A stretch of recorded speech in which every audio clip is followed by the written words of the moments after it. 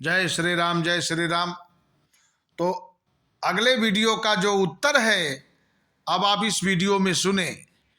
मनुष्य कभी भी नेचर के अधीन नहीं रहता। मनुष्य कभी भी नेचर के अधीन नहीं रहता है।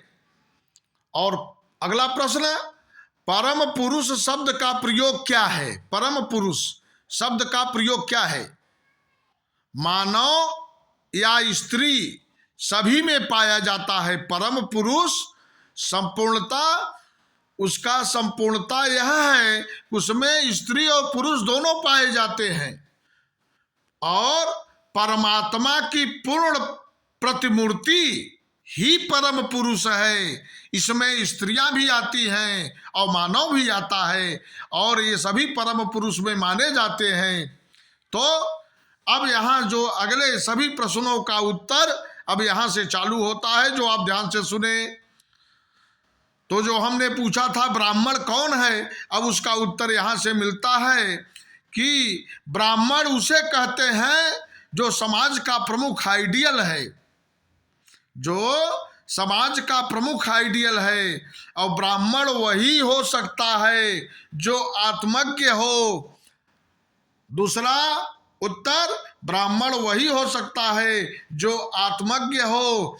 तीसरा उत्तर, जो तत्वज्ञ हो और जो व्यक्ति 6 प्रकार के तरंगों के बाहर हो और 6 प्रकार के भावों से विरक्त हो, जो मार्गदर्शक हो, जो ब्रह्ममय हो, ब्रह्मस्थ हो, वह ब्राह्मण कहलाता है।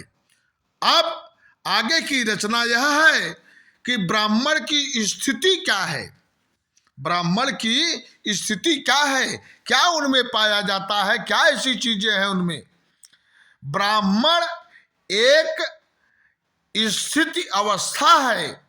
ब्राह्मण एक स्थिति अवस्था है। कैसी अवस्था है भाई? उसके क्या पहचान है ब्राह्मण के?